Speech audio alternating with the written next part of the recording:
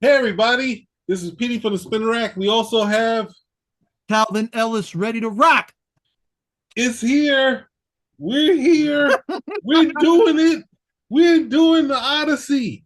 And Ian asked us. I didn't get you, man. I didn't get you Mars, but I got Cal here.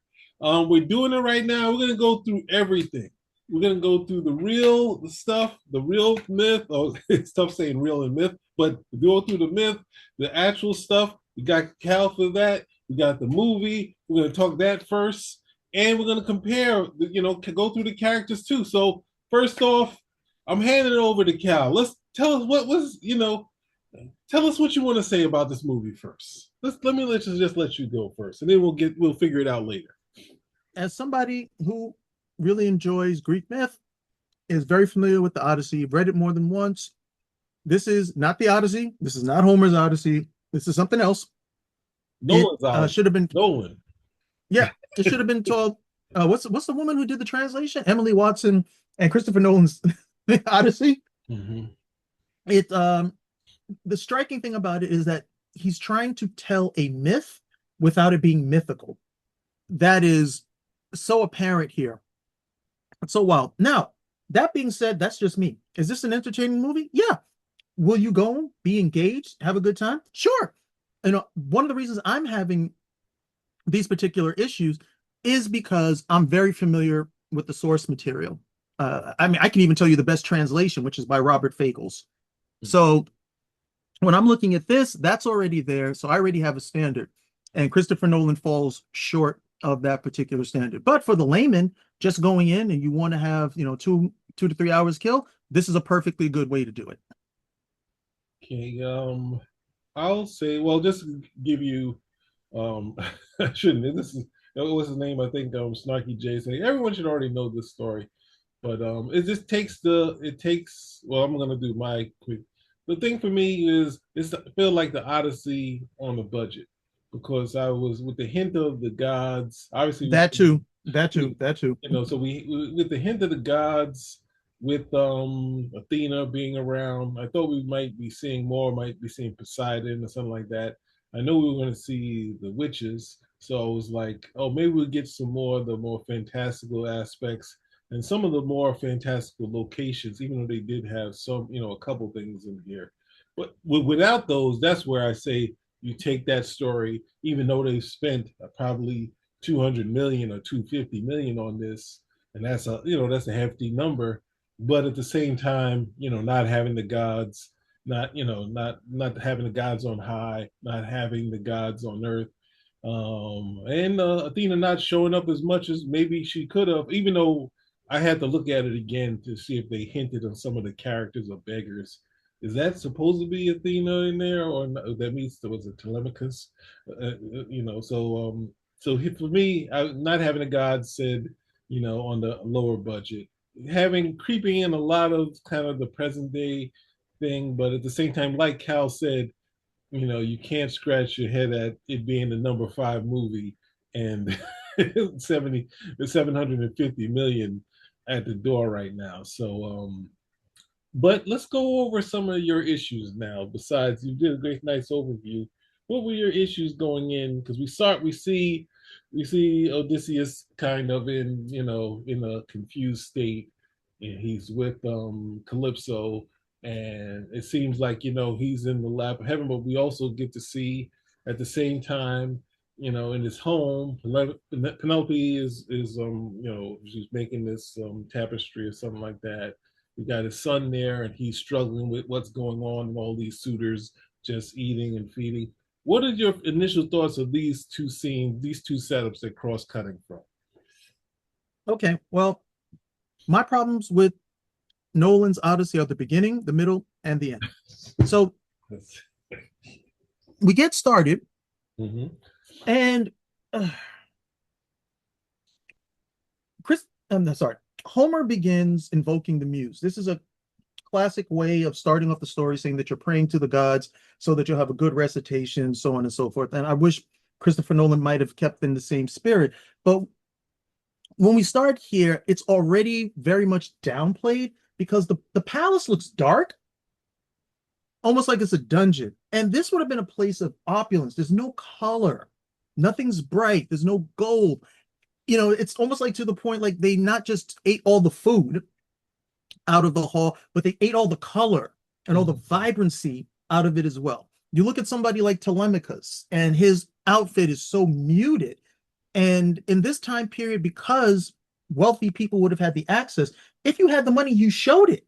Mhm. So we shouldn't be looking at the swineherd and wondering if the swineherd is that the swineherd or is that Telemachus in terms of that. So the whole thing in terms of color, that type of start, but I can forgive certain things like, all right, you want Odysseus to have the crest helmet as opposed to the tusk helmet. The crest helmet just looks better. I don't have any issue.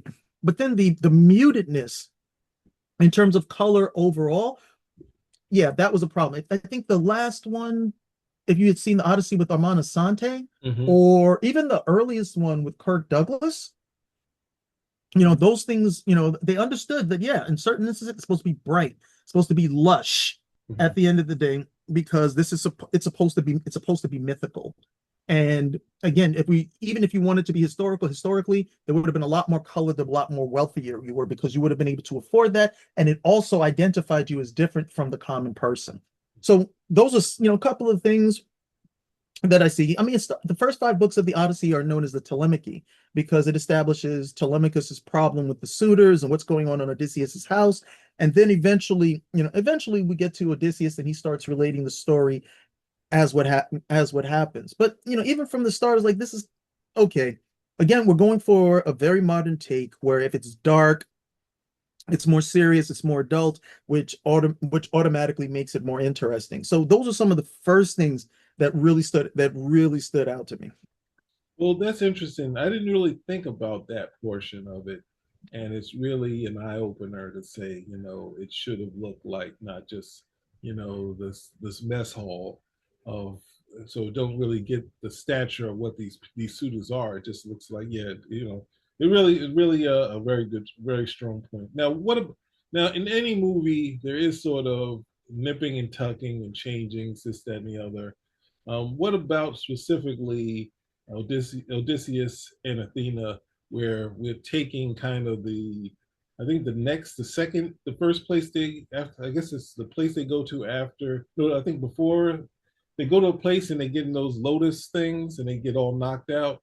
What do you feel about truncating that to having Calypso having the lotus? So you kind of condense it to say he's been stuck here because of the lotus, but this has helped him through his struggle of losing his men. This kind of truncated thing that they're doing. You change Odysseus from this great mythical hero into a modern soldier who's suffering with PTSD and he's struggling on painkillers. It's like I'm throwing. It's not supposed to be right over the plate. It's supposed to. You're not supposed to knock it out the park. I'm sorry. This is not how it's supposed to go. So keep going. I'm sorry. You have the whole story. And again, Odysseus is the guys who went to Troy were not your common dude. It was like the best of the best who went to Troy. And Odysseus is on an even higher level than a lot of those guys. So now we're coming back. And when we see the episode with the Lotus Eaters in the Odyssey, Odysseus is one of the ones who doesn't take the Lotus, has to drag people back. And that's like a minor adventure for them. Mhm. Because it was more that the guys had the Lotus, and because of that, they wanted to stay and they had to be pulled away. But there was no real fighting or anything of that nature. Now, instead of doing that, it becomes, oh no, he arrives, he's with Calypso, and he's consuming this lotus, and she's watching him. And this is kind of jumping a little bit in the story, but for 7 years, she's okay with him just consuming this lotus. And then out of nowhere, she's like, you know what? You're ready to remember. You're ready to stop eating this lotus. I'm like, what happened? What happened? It was okay with him being a drug addict for 7 years. Now it's bad. And we're never told anything. It's just that, okay, she makes the decision, or we're just as the audience supposed to like put it together that, okay, he's finally ready to have like what? Based on what? Him having nightmares or what have you, or him having certain flashbacks? No, just give him more of the Lotus. You know, he'll be fine. He's been on it for 7 years and he still wants it. That other stuff is no big deal. Just up the amount, double the dosage. So with that, there was the first place they went to, and then of course had to leave in the movie. And what about? I mean, we talked about them going to like the floating island of gold and the wind thing. Can you talk about? Do you feel that that was something that was very much lost in the story, or should have been they try to fit that in there instead of the scene they showed? Oh, you mean was the mythical adventure of the Odyssey lost in this movie? Yes. I, well, I don't. How many islands in the Odyssey proper? He goes to no less than five different mythical places. Here we get two. Okay, we get two. The one with the Cyclops, and I'll give them credit for the Cyclops because these guys didn't use CGI. They used the old-fashioned trick photography, so on and so forth. I'm like, okay, that's good. But then that kind of fills the point that you're making, the Odyssey on a budget. Like, we can't, so okay, it would go with that point. But I still thought that was executed well. So we got the whole thing with the Cyclops, even though they still strip stuff out of that. They don't get the Cyclops drunk. They don't have to sneak out on the sheep. So, no, no, no. We don't need to do all of that. We just need to execute this whole thing, make the Cyclops scream real loud. But there's interplay. Yeah. There's interplay in the Odyssey between the Cyclops and Yes. Odysseus. Yes. There's a little battle of wits going on here as well. He's setting this Cyclops up because very much the Cyclops kills a couple of the guys, then he puts a stone up, and he just goes to sleep. And he goes to sleep confident that they can't do anything. That either he's going to be able to withstand any attack, Yeah.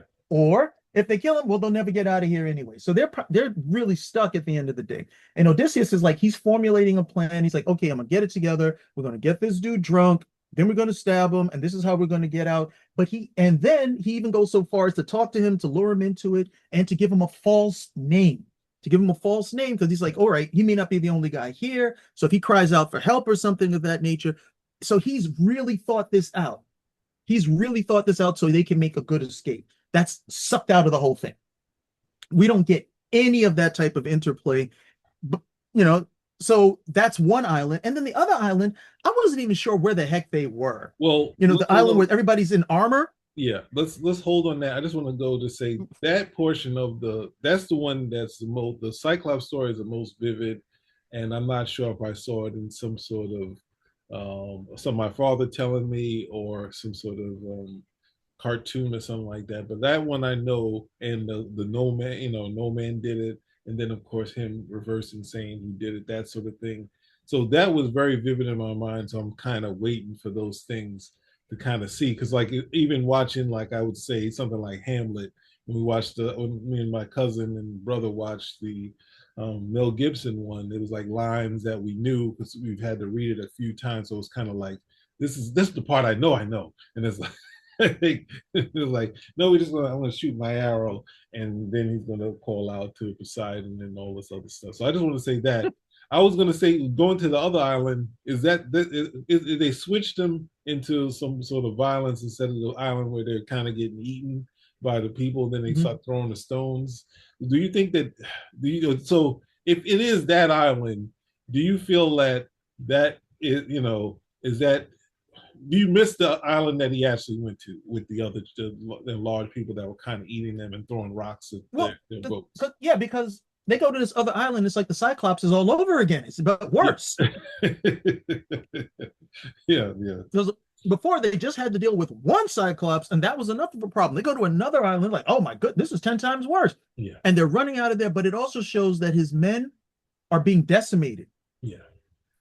When he leaves, I believe he leaves initially when he leaves Troy, he leaves with let me not get into the overall number, but it's a multiple amount of ships when he leaves.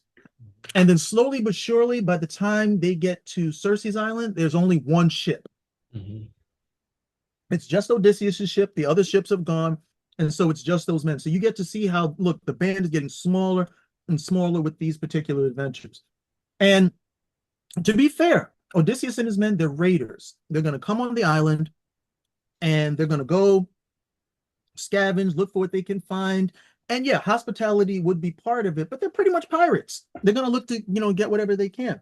So you don't have to feel any loss for them in that manner. But this is some guy who's left with Everybody who had been traveling back with Odysseus, those were his men.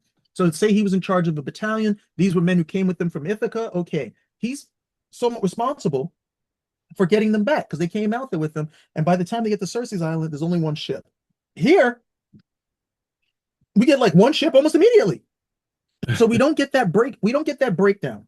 Mm-hmm. And then by the time Circe's island was disappointing, I know a lot of people have made they like the whole thing with her transforming the guys into pigs with the whole touch and everything of that nature. I didn't like that because these I don't know what these guys were eating that like put them in a position where she could just come and do that to everyone. But in the myth, she sneaks up behind them and she like taps everybody with a wand. So by the time you know what was going on, it's too late. You've already been touched. It just took a touch. This over here, this is more involved. And I would have hoped that at least one of the guys, because that's how it went in the myth, at least one of the guys is kind of like laid back, like, what? Oh, you didn't catch me. I'm going to escape. Like he spits out the food or he throws up in something of that nature because it's a very involved process what she's doing. But that goes out, that's out the window as well. But the bigger thing, and this is where the modern sensibility starts to seep into the movie. The men are there and they're not raiders as they would have been depicted in terms of the Odyssey. They show up, they're very polite. Like, we just want food. Okay, we've been at sea, we need help. And she's like, what? Oh, please don't assault me. This is I'm like, how do we jump there? Yeah. How do we get there that quick? I was like, wow, you really think a lot of yourself, don't you? These Yeah. like, well, the other guys who came before, like, whatever. So that's what the modern sense of the only reason why these guys could show up would have to be that. It's like, no, we just want food. That's what we're looking for. We need some help. We haven't eaten, we haven't drank. I'm like, okay, these guys are totally polite. And then she sits down at the table and turns them all into pigs. I'm like, okay, in the myth, you might have been able to get away with that. Here, this just doesn't apply. They don't have piggish behavior. Mm-hmm. And whatever you're feeding them is bringing this particular thing out. So that really didn't work for me. That and Circe is also supposed to be not a witch per se, but she's also supposed to be somewhat divine. She might be a demigoddess or something of that nature, and quite a looker. They stay on her island for at least a year because she's so enthralled with Odysseus. That goes out the window too. We don't get that. Odysseus just shows up, finds out, hey, whose magic ring is this? This is one of my men's ring. This isn't Burger King. Bring back my men. So the shortcuts in story. I think you said it best. The Odyssey on a budget, the shortcuts that they take, and I guess maybe he should get some credit for that. He's taken a bunch of shortcuts in and this is still a 3-hour movie, but he took a bunch of shortcuts to get there, and people are raving about it. They love it. Well, what was it? I would say it's interesting because when you mentioned the scene with her feeling like she was going to be accosted by them and he has to talk them down. One of Odysseus' men has to talk her down. I I didn't get it, but now that you say it, because it still felt so out of place, it feels like it feels like this is what happened to her before. So she's kind of, oh, this happened before, so the next guy is going to do it. Not like she's trying to trick them. I thought looking at it, she's trying to trick them. But the audience today might be looking at it like the first guys came, the rape and pillage, and she just said, "F it, I'm changing them to animals," and now she just changing everybody that comes because she can't trust men anymore.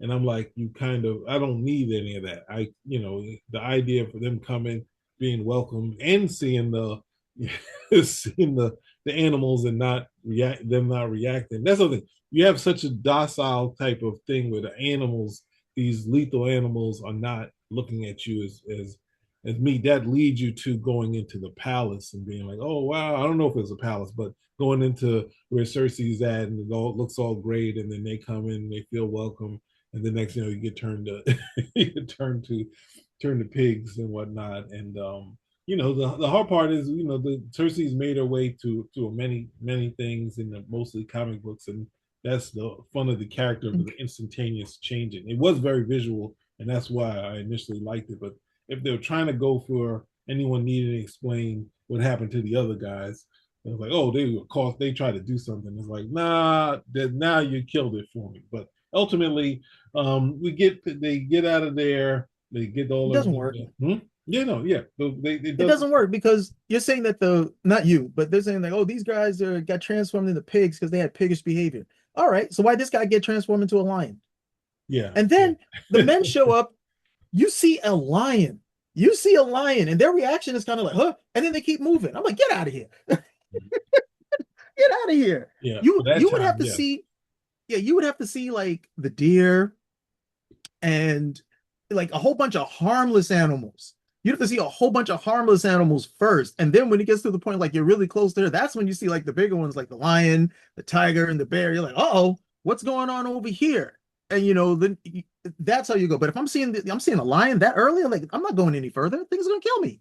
Well, I think for you and for Odysseus and his men, they would be ready. They would be almost trying to kill whoever. That's, if you're trying to do a modern sense, they would know what it Oh, they're was. that hungry. But then at the same, no, I mean, but also worried about them being lethal. We're the idiots. We're idiots in society where we look at animals and we're like, we think of dogs and cats, and we see a lion calming down. And that's the thing. I look at my cats, and when they do the yawn, I see it as a threat. They looking at someone walk by them, they do the yawn, they're like, "Oh yeah, I'm not doing anything." And it's like, but if you try something, it's just going to happen. So when I see that sort of thing, but at the same time, yes, the hard part is like just pulling out all of the fantasy and fun and this, that, and the other. But they do have some great set design. So now while we're going to this, of course, it's being retold, and that's a thing about the that sometimes, and you can see it in 300, like people telling the story. So they're going through Odysseus and reliving the story, what's going on. We start to get trickle in the Trojan War. So we have this new visual, but someone was complaining, look, they had them on rollers and they brought it in there and this and the other. And this one they got to drag in and do. They dragged them in the other one too, but it's just like, oh, they had a They different would have visual. Like, never. They would. hmm? It had to be on wheels. They would have never been able to get it in there. They would have never brought the idea of it being on wheels is this is supposed to be it's supposed to be left as a gift. It's supposed to be left as like, look, you won. This is a gift for the goddess Athena. How is this going to work if you can't get it into the city? Yeah. And the potential of it being dragged, it's when you're dragging it like that, it could be broken, it could be cracked. All of a sudden, the men come spilling all out. So it had to be on wheels. That doesn't make any sense the other way.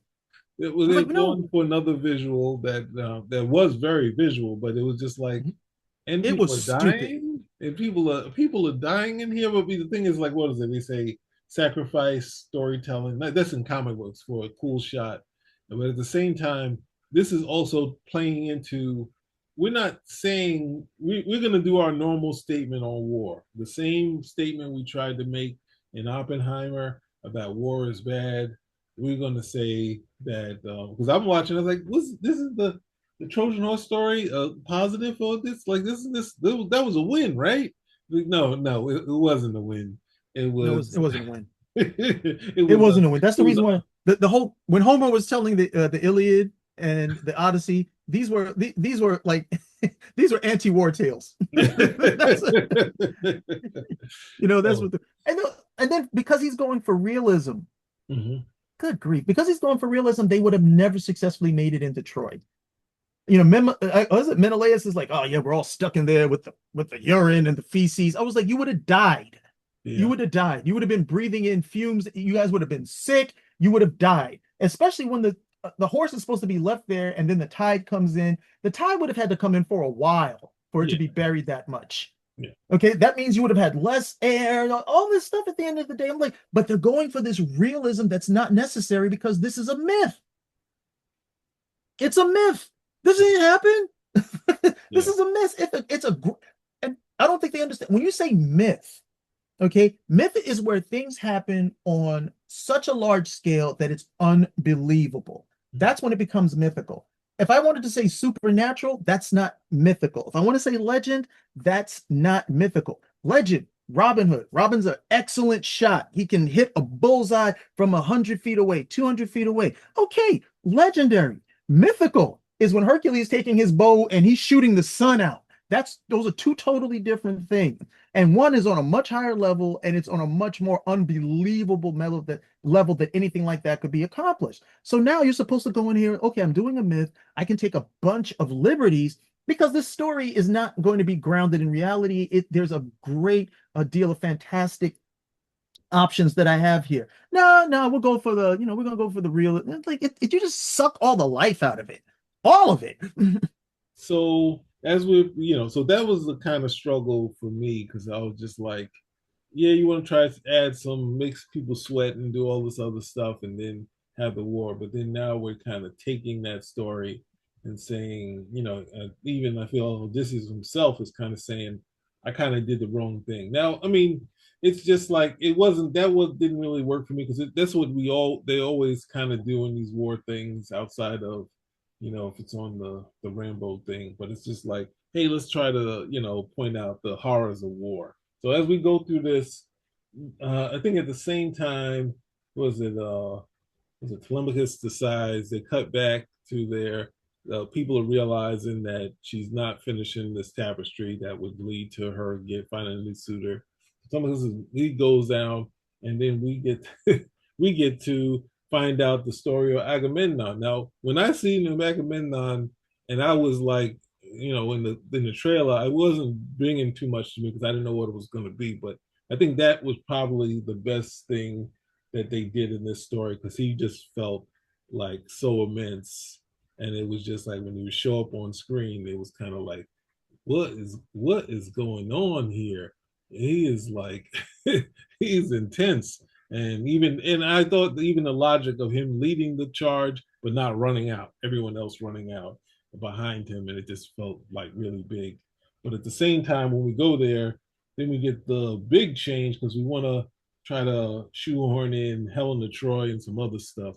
So we're like, let's toss this in here, and it was just like, what? So can you go into Telemachus and the meeting of Helen of Troy and that whole setup, this whole thing that they added? I know that the Telemachus goes on a trip, but can you talk about that portion?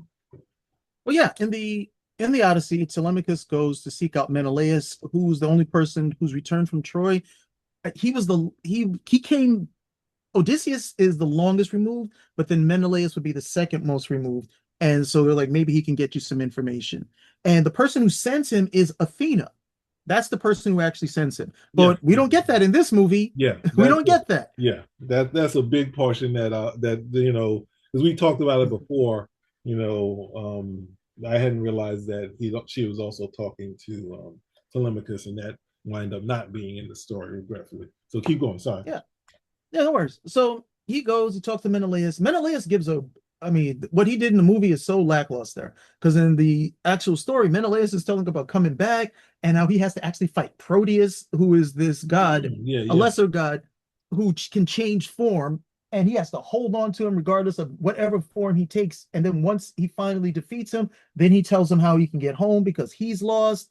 He tells him about Agamemnon, how Agamemnon dies. And the other thing we also see is that in the Odyssey, it's described that Menelaus and Helen have pretty much patched everything up, and he's living in like wedded bliss. Mm-hmm. But if you read the story, she fixes when he's recounting these older stories, she fixes a drink for him, and the drink has something in it called, if I remember the word correctly, it's like menopithase, which is something. It's like a soothing. It's like it's something to help him to soothe his nerves while he's telling the story. Because when he's reliving this stuff, it's like I got. He's like, hey, I need a drink, because this stuff is so involved. It was such a long period of his life. So Helen pretty much absconds from everything. She never has to be responsible for any of the actions that she's done.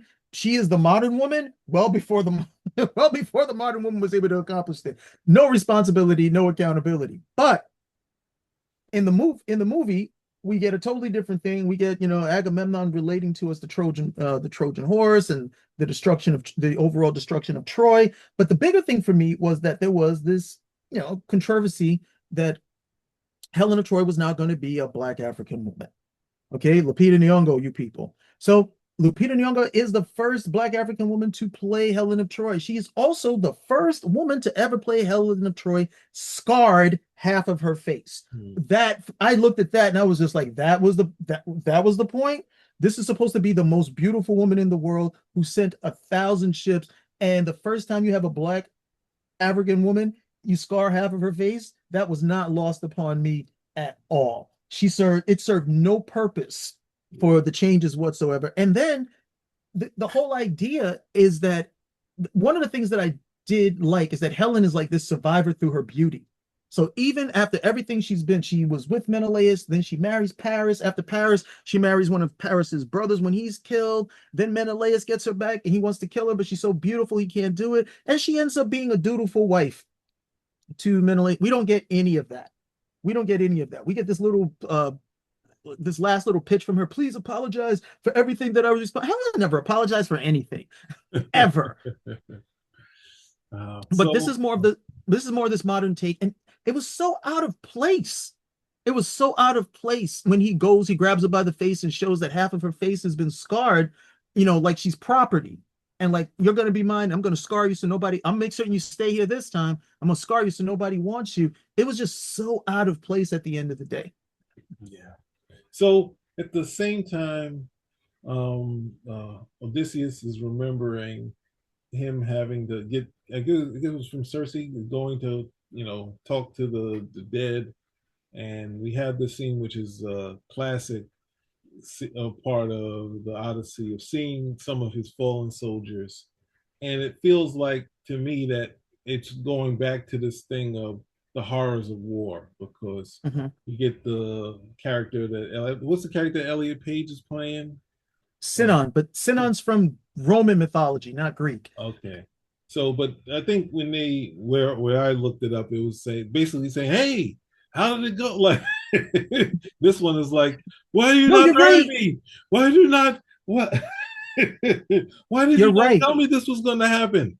And why did you not? But like, what is like as a soldier, you saying that now? Like, you there to die. You're there to die. So Odysseus or Agamemnon to live. That's what you're there for.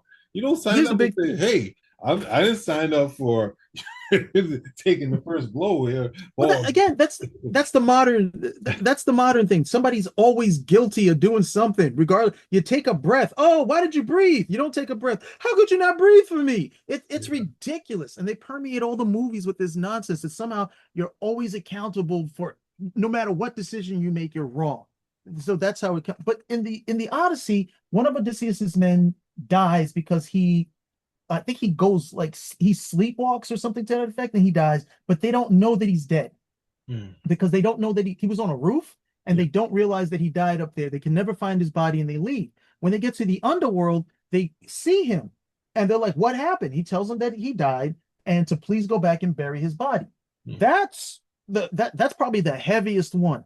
Other than that, it's like this greatest hits of who's in the underworld. Odysseus sees Agamemnon. Odysseus sees Hercules, the actual mm, Hercules, yeah. the That part was of him that it. was mortal went to the part of him that was mortal went to the underworld. He sees Achilles. He sees all of these famous people. He sees his mother. It's a great scene. It's a great scene. And what did we get? How could you not trust me, Odysseus? How couldn't you tell? I'm like, good grief. You're gonna lay a guilt trip on somebody while you're dead? Yeah. gonna, you're really gonna try? Like, good grief. Just like it's never over. You're dead. Why does this matter to you? You're dead. And one thing in just doing research of hearing Odysseus run into Achilles and saying, "Hey, Achilles, you look as good in death as you are in life." Like, Yep. and but you describe a different instead of them kind of coming complaining. Like, how was it supposed to play out when they're running from the island after that? Can you talk about that? Well, when they well, the thing is, he pours the blood and he has to keep people away. Everybody stays away until Tiresias gets to drink. That's how that's supposed to work. But he still gets to meet people, interact with them as shades. Okay, he tries to hug his mother 3 times, but he can't hug her because she's a shade. Think of what you could have done with like that in the movie, Yeah, stuff like that. yeah. So they don't, that doesn't happen. So now Tiresias gets the blood, he drinks it. Anybody else who wants to drink whatever blood is there can go ahead. And then it's described as this Ossian creature, like some sort of underworld monster, reptilian type monster, just shows up, and they're like, okay, we got to get the hell out of here. And they just run off. Hmm. As opposed to what we saw, them running away from these shades. I'm like, why would they run away from shades? The shades can't touch them. They're immaterial. The monster was the problem, not these guys. Was it? I thought the scene was funny. He's like, look at all these guys who showed up, Odysseus. They know you. Run! They're like, okay, okay, but again, like you said, this leads right back to what you said earlier. This is the Odyssey on a budget. This is the Odyssey on a budget. We don't have any money for some Ossian creature, some reptilian monster. What is this? Godzilla? No, just run. Just run. So now, at the same time, the predictions, he's getting a couple of predictions of what's going to happen to his men. And he knows that his men have to die as they're going into, they continue this journey. And he's in the movie, he's struggling with this prediction that he's gotten. And he's coming to dealing with, well, we don't actually see Poseidon, but there's this whirlpool and there's this narrow area to go through. And Odysseus tells them to, go through the whirlpool. And they, the men have been going, and I guess there's listed that there was this, the men are struggling because men are dying and all this. But they go against Odysseus, and it's this whole interplay to get them to go into the narrows, and then they actually run into a creature. I thought it would be the crack, but what is the creature that they run into with this like faces with like kind of things coming out of their, I'm sorry. I didn't quite hear. Say that again. the creature that they run in when they go into those narrows, and the ship goes, instead of going into the whirlpool, they go into the Oh, narrows, and there's a the world, monster. yeah, because the whirlpool is Charybdis and the monster is Scylla. Okay. And so, Okay, yeah, that's well, I knew, because my boss is that's named Scylla, but she's not a monster. hope she's listening.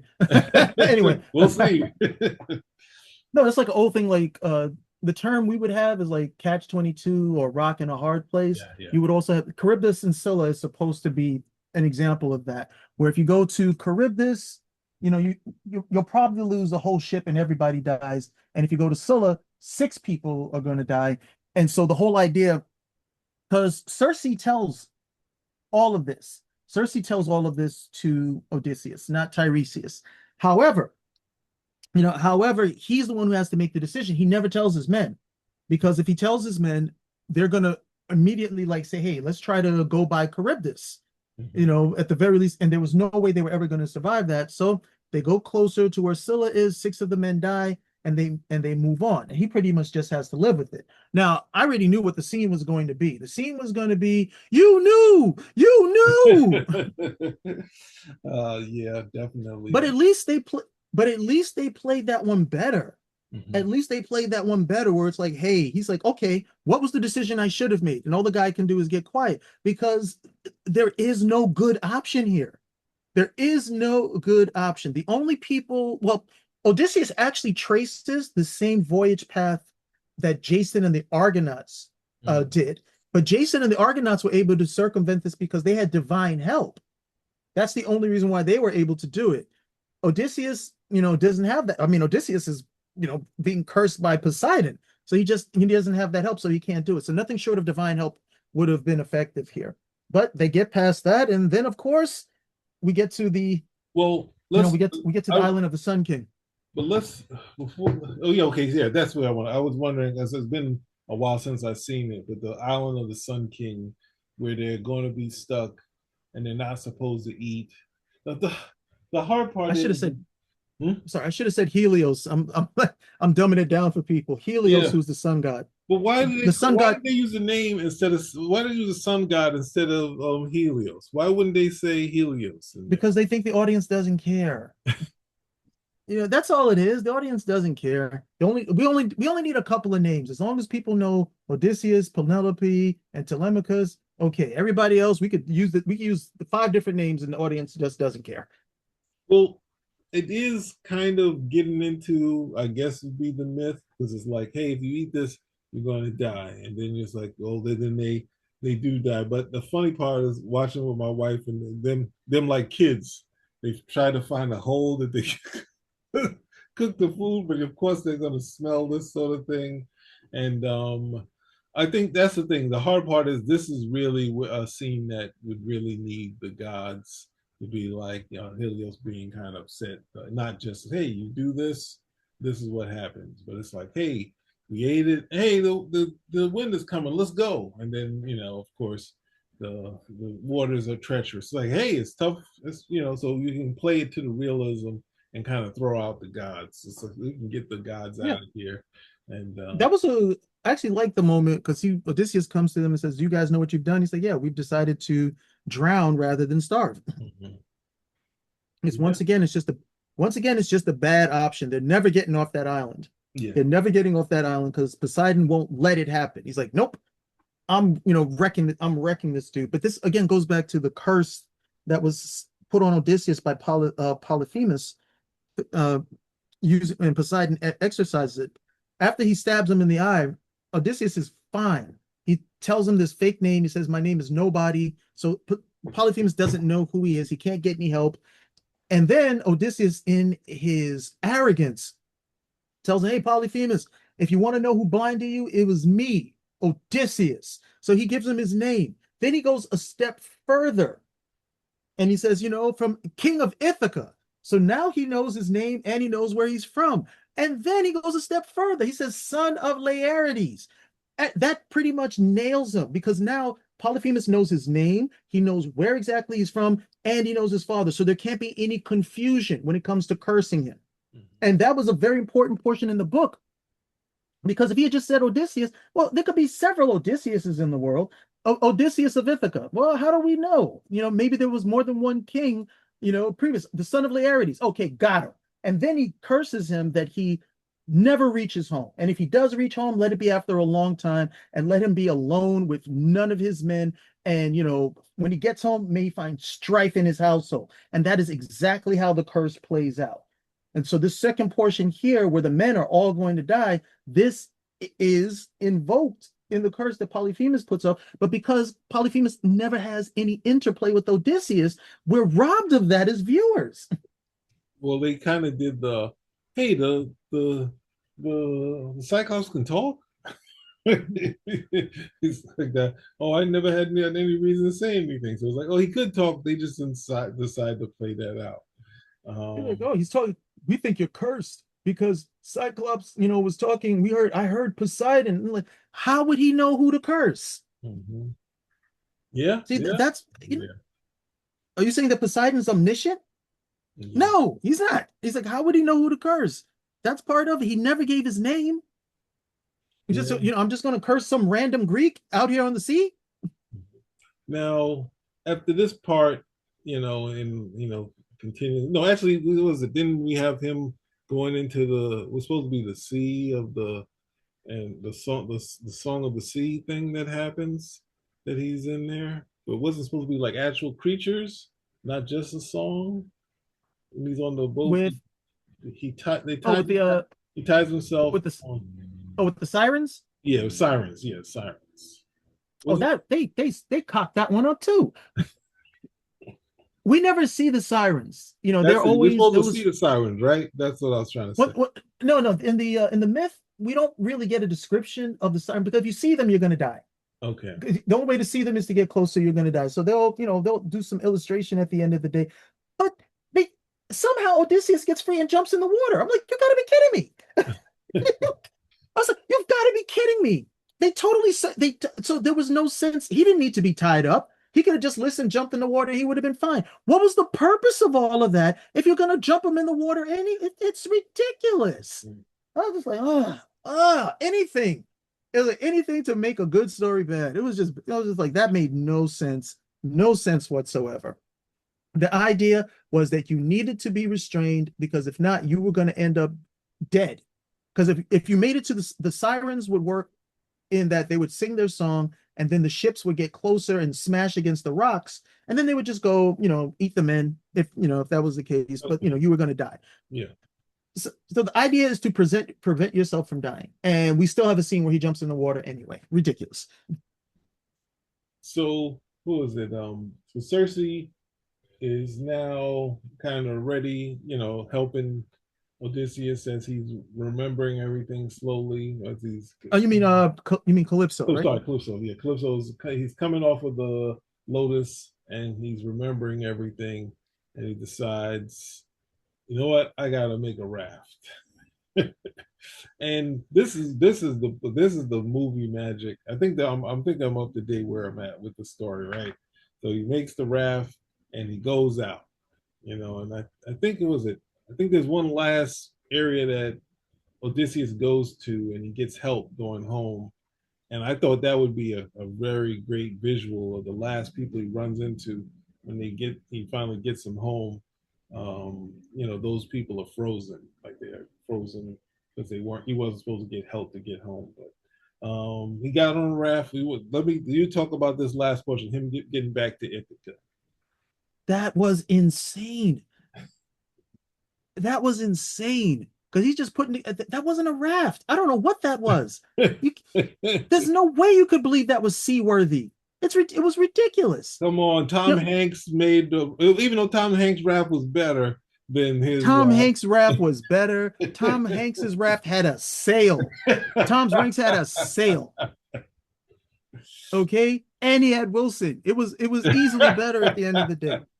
But then what is it? Because and this is Athena talking to him. She was like, just go out and, face your punishment and this, that, and this. So the idea was him to go, and it was supposed to be a leap of faith. He was going to go in this little rickety thing, whatever you want to call it. He was going to go out to the sea and just lay down. And then, he wakes up and it's Ithaca. And they cut out the whole portion where in the myth, he has a proper raft. He builds a proper raft because there's no way Calypso would have sent him out on that thing.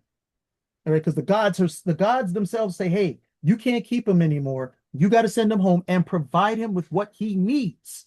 Provide him with what he needs so he can get home. So he has a proper raft, and he's on the sea for about 13 days. And he would have made it, but Poseidon was partying with the Ethiopians at that time. He's on his way back from partying with the Ethiopians, sees Odysseus, and he's like, oh, this guy. And he sends a storm, and he would have killed him. But a sea nymph gives him her, not her girdle, like a shawl of some type. Yeah. And he's able to wrap that self around him, and it acts like a life preserver. So he's buffeted about by the waves and such, but he survives. Then he ends up on the island. He meets this young lady on when the island. I forget the name of the people, but her name is Nausicaa. Then he tells his whole story. That's where we get the whole story from, when he relates his adventures to the king. And then they provide him with transport home in a proper ship. He's given gifts. So he arrives home with riches, that type of stuff. And he's so wound up that he won't go to sleep. And so eventually they have to give him something to make him go to sleep. And then when he wakes up, he's back home in Ithaca. The men have just laid him there. They leave all of his stuff and then they sail back. We don't get any of that. We just get him waking up. So I'm going to keep saying it wherever it applies. Oh, the Odyssey on a budget. We don't need that. Yeah. So I would go back to Telemachus because I was joking with a friend, basically saying, I didn't say it in a nice way, saying that I said he's soft, and it was leading to the end scene. Well, not the end fight, but the end interaction with the actor who played Dr. Dre and Telemachus. Is Telemachus supposed to be soft? Or is he supposed to have some growth towards the end of this thing?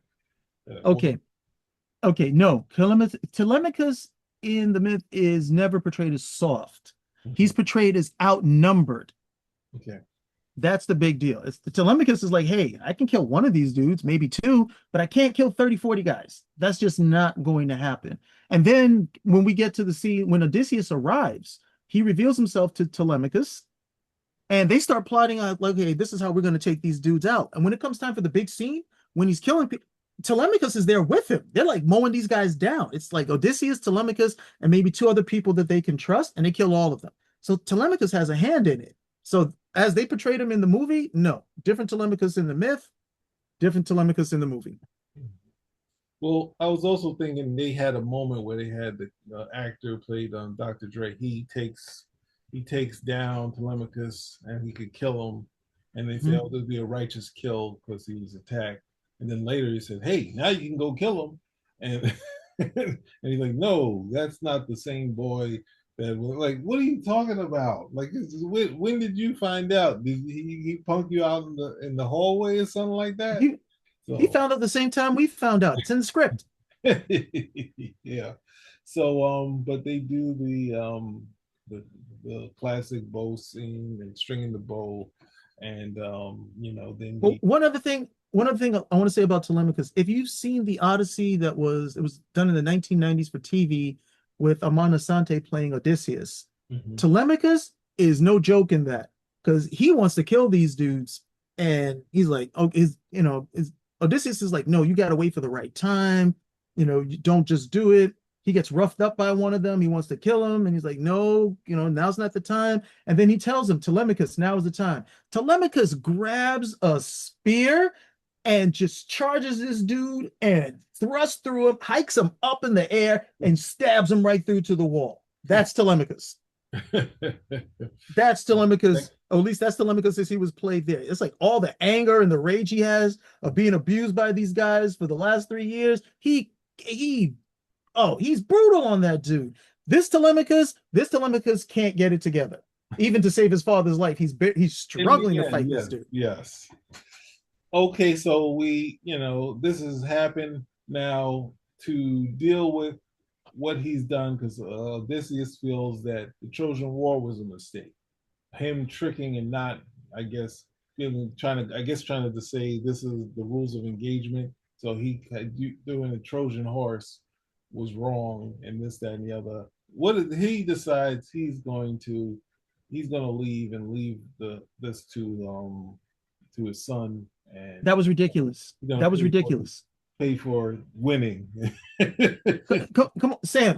Okay. I know people don't like to be put on the spot like this, but come Well, on, just try. Read my mind. Why was this ridiculous? Why is it ridiculous for Odysseus to leave and put Telemachus on the throne? I'm not gonna. I don't think I can answer it correctly, so I'm just passing it back. Okay, we've already seen that Telemachus can't fight one dude. How is he going to hold his throne? You talking about in the story? Yeah, yeah. No, he definitely How is how, not a good how is he leader. going to hold it? How is he going to hold this throne? We don't even know who that guy was. He was like a nobody He coming was a in there. random. He was It's he was just a like straight random it dude, was and like he couldn't take him out. I didn't know you were going there. I wouldn't have gotten it right. I'll say I wasn't gonna get it right, but you're totally right. Yeah, it was just like it's like, yo, and you might have been more. I was like, is he mortally injured? I don't think you're gonna have to stay now. But yeah, no, It was it was ridiculous. mhm. It was ridiculous. And we're again robbed of, oh my goodness. There's some there's some stuff that happens in the end that's kind of gruesome because they kill all of the men, all of the suitors, everybody gets killed. There was one guy who was kind to Odysseus and he tells him, dude, I'm giving you fair warning. Get out of here. Because when it goes down, it's gonna go, but it's gonna be rough. But he doesn't realize it's Odysseus because Odysseus was disguised by Athena to look like like an old beggar. So he doesn't realize it's Odysseus. So he ends up staying and Odysseus kills him. He says, look, I'm killing everybody here. After Odysseus kills everybody, all of his house, all of the servant girls who were on the side of the suitors, all of them are put to work. They got to clean up the whole place, all the blood, all the mess. They clean up the whole thing, and then each one of them is executed. Every single one of them is executed for being unfaithful. The suitors, their noses are cut off along with their ears and their genitals. So in the next life, they won't be able to smell, they won't be able to hear. I think they might have been blinded too. They won't be able to see, they won't be able to smell, they won't be able to hear, they won't be able to have sex. They're just total, their bodies are desecrated at the end of the day. And this is such a big deal that the people of Ithaca, they're like, look, you can't do that. You killed all these guys. We got to do something. But the bigger thing is Odysseus's father is still alive when he comes back. His father's still alive. So he actually goes to meet with Laertes. And then I think there might have been like one other, I can't remember if Odysseus actually goes on one last voyage or if that's just something out of James Joyce with Ulysses. I have to look into it again. But that was a portion, that was the ending. There's much more that comes. Mm. There's much more that comes out of it. And instead, we get this whole thing like, no, don't come in here because I'm going to have to go into exile. Because I'm like, are you kidding me? This guy fought all this time to get back home just to, what, I'm going to have one fight. Now I'm leaving?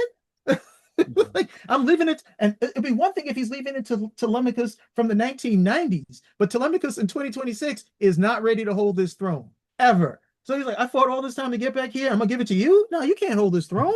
But he was, but he was able to, they were able to, Odysseus was able to find a way to expiate his crimes against the people, because on one hand he's like, you murdered all these guys, you didn't spare anybody, this was just revenge, this was not just. But then on the other point it was like, hey, these guys were trying to steal my kingdom and take my wife. Mhm. Everybody thought you were dead. I'm not dead. you know, I'm not dead. So they had to come to terms with that. But that happens. Odysseus is king again. That's the ending over here. I don't know why they went for this ending, but before I forget, the last thing we got was Odysseus having some realization of what happens in Troy, how they desecrate the temple of Athena. And it reminded me that Athena played no role in this movie. There was no reason for her to be in this movie at all. We didn't need to see have Zendaya as a movie. She was totally wasted. That was a big disappointment, since in the myth, Athena is pivotal Yeah. in Odysseus' story because he's on Calypso's island. And the only reason why he gets released is because Athena goes to Zeus and is like, hey, look at Odysseus. He's been here for like 7 years. Don't you think it's time he should go home? So without Athena as his patron goddess who's actually looking out for him, Telemachus would have been dead. He would have been stuck on the island. He would have been murdered by the suitors, and she played no role other than to be some guilty conscience for him. And it didn't make any sense because while Odysseus came up with the plan of the Trojan horse, he didn't commit these atrocities, at least not according to the movie. Mm-hmm. So again, that was wasted. This much I will give Christopher Nolan credit for. As easy as it could have been for him to mess up this scene, he did get the scene with Argus the dog right. That much you did, no problem. That always, Argus the dog always hits me right square in the chest, always. Yeah, and I think it's like, I mean, we see that kind of thing, not the animal passing, but we see it when we see like the people that had lions in their house, and then the lion sees them years later and like comes and has that reaction, or the same thing of being away. We were away from our dog for a while, and when we came back, it was a big thing. And I don't remember the moment, but going back to my father was always the big portion was to see, my long lost brother. But I would say my last bit before we're gonna end this one is the fact that Athena took the face of a girl that was about to get violated or her head chopped off. What are your feelings on that? Because obviously in the story she takes on different in the real story she takes on different things like a beggar to Telemachus and Is that what you thought? what I thought that because they showed a girl getting her head chopped, about to get violated or her head chopped off, and then we Mhm. see and that girl was was Zendaya. So just like, are they trying to say that this is just him just feeling bad this entire time? So Athena appears like this girl that he should have That protected. is that is definitely one way to take it. It was so ambiguous. I Mm-hmm. took it that, he's going and somehow he's interplacing the desecration of the temple with Athena herself. And like, but that's another way to look at it, that there was an actual girl there and Athena's just taking on her visits to talk to Odysseus. But then but like I still don't get it because he didn't do it. Yeah, yeah, yeah. He didn't do it. And it becomes this modern thing where, and a lot of people don't seem to get this. Conceit works both ways. You can have conceit where you believe that you're the greatest ever, and the same conceit can make you think that you're responsible for everything bad that is happening. Yeah. This is when the characters say, "This is all my fault." No, you're being conceited. Either way, okay. Either way, there's no way you can be responsible for all of this. All of this. Your name is Odysseus, not Agamemnon. Who's in charge of the army? Agamemnon. He's the one who permitted all of this at the end of the day. So why are you heaping this on your shoulder? Why are you heaping this all on your shoulders at the end of the day? And this was standard practice. This was standard practice. There's no way that you could have gone to war, any war. I mean, This is something the Mongols would have done because they told him, hey, look, if you guys surrender, if you surrender, pay tax, we'll spare everybody, everything will be okay. And a lot of times people surrendered because they didn't want to have to go through a siege and slowly starve. They knew what they were going through. But if they went through the siege, once those guys broke through, all bets were off. Yeah. All bets were off because you made them wait. You made them have to go through all this stuff. They were like, no, they were going to be awful. Yeah. The story of Troy, that's a 10-year siege. That's 10 years of their violence being pent up and then being unleashed. It would have been unstoppable. So the whole idea of Odysseus, like, oh, like, no, it just doesn't hold up to scrutiny. And then the role that Athena should play in the movie, they sidelined just for her to come over here and be his guilty conscience. Like, I mean, at one point in the movie, she's looking at him like, yeah, do you remember what you did? I'm like, what did he do? So also, and I think the hard part is because I always go to the movie first night with Sean Connery and trying to take out Merlin and all the fantastic parts. I understand that it's kids fair, but like the Harry Potter movies, when I go into like I think one of the ones I saw might be the fourth one or the fifth one, and I'm basically thrown into the deep water when I watch those movies. And you have scenes where the character is finished. Like Harry Potter doesn't have a wand, he can't do anything, and it's completely dark, and they leave him and they toss him out, and he's just sitting there by himself. And I'm turning like my wife because she's read all the books. I'm like, what? How is he gonna do? I'm saying to myself before I ask that question, then these fireflies kind of come out of nowhere, and then I'm like, wait a second, they just come out of nowhere, and he's gonna get out because he needs to get out. It's like, no, Sam, this is the such and such, and this is how this plays out when you're in there, and this, that, and the other, and then these fireflies can come, and that's the way I feel where in trying to do something like the Odyssey, even if they broke it up into parts like I guess they're saying, I guess Nolan is not going to do Dune in 6 hours or the what's the name. He's going to give you everything. He's going to get to his $1 billion to get to his next film. So, but I think it could have been done in three parts, and I think you could have done more mythical or more magical stuff, like because it works in Harry Potter, and the people just love those things because they're like, no, I don't need you to set it up. If you not don't know what's going on here, shut up and just watch the film, or go back and watch them all in order so you can be up to speed. But otherwise, shut up. These movies work fine. Like we don't need you to set it up in this film, any kind of storytelling thing. So in my mind, not to say that not setting up this, but if you have, the gods on high, you have, the hard part is doing research and hearing the name Proteus and like, Proteus was in this? You don't get no Proteus? You can't get Proteus in this thing? Come on. Nobody's in it. Nobody's in it. Who are the three gods we should have saw three gods without fail. Mm-hmm. We should have definitely seen Poseidon. We should have definitely seen Athena, and we should have seen Zeus. Without a doubt, we should have definitely seen those three gods. But when you just said it, him seeing Hercules there too, it's like, they didn't know with the land of the underworld, and so they're like, that's something else I would love to have seen too. So, but then be my last question is, this thing started to take. It's not as big as some of the things like what would it be like the Titanic or something like that. Maybe we don't know as yet because obviously we feel Spider-Man's coming out. But what do you feel about the public kind of taking to this movie and kind of saying, the public is starving for anything that they can call good, and this will be part of it. But you are familiar with the Odyssey. Correct me if I'm wrong. You're familiar with the Odyssey because of your father, right? Yes. Yeah. Okay. He loved it from top to bottom, both that and the Iliad, and he would have loved this too. So, but keep going. Yeah. No, I mean I've seen the Odyssey I've seen the one with Kirk Douglas.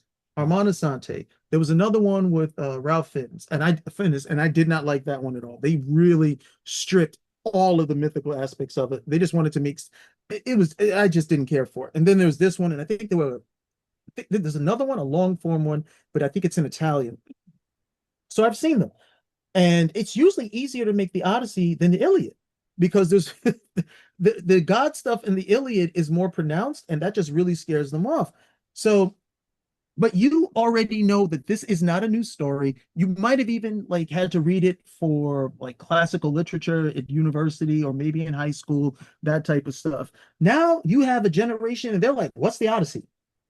I've never heard of it. It's like you didn't even hear this is like a book that you had to read, and maybe you just didn't do it. You read the Cliff Notes or something. They're totally unfamiliar with this story. So when it's presented to them, they're like, oh, okay, all right. And it's Christopher Nolan, and it's not in and of itself, it's not something that is without entertainment or being engaging for that. And that's a credit to Christopher Nolan as a director, as an overall storyteller. However, it is a shadow of what the actual story is. And I can go. I mean, I sat there for 3 hours. I didn't fall asleep. I wasn't agitated. I wasn't gritting my teeth. But it's still not the Odyssey. It's still not the Odyssey. It pales in comparison to the actual story, and it pales in comparison to what they did before. Now, if you look back on some of the other stuff, people will say, "Oh, I can't watch it because of the special effects and because of this, and this one looks silly." Okay, that's fair. That's fair. But sorry, I heard an echo. But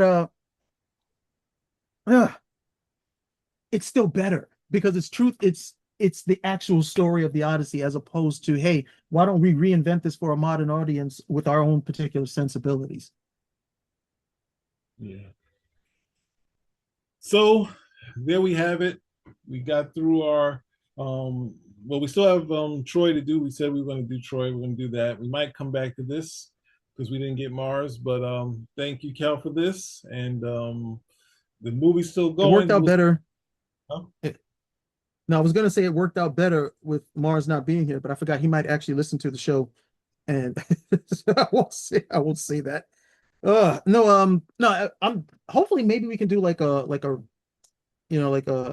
maybe like a shorter part two, because I know he's very well versed. He's very well versed in the story as well. I just it's just, I can't believe in 2026 you have people like they don't know what the Odyssey is or the Iliad. These are landmarks of Western literature, and you don't know these stories at all. It's mind-boggling. And then to see Christopher Nolan knows this story, okay? Because there's no way he could have put together what he did if he did not know this story. So he knew the aspects that had to be there. There's no way he would have made an Odyssey without the Cyclops. He knows, no, no, no, no, no. That's too big of a scene. No, that has to happen. Okay, that has to happen. He knows what needs to be in here and how to put it together so he can cut out like a good 80% of the rest of the story and fill it, and fill it in with some nonsense at the end of the day. But he knows the story. If I were to go over there and try to put something off on him, like he would never like, no, that didn't happen. But he also knows that he can get away with what he did with the modern audience. Yeah. Yeah. So it's still going strong. We'll see how it does after Spider-Man. Spinner rack. We are out later days.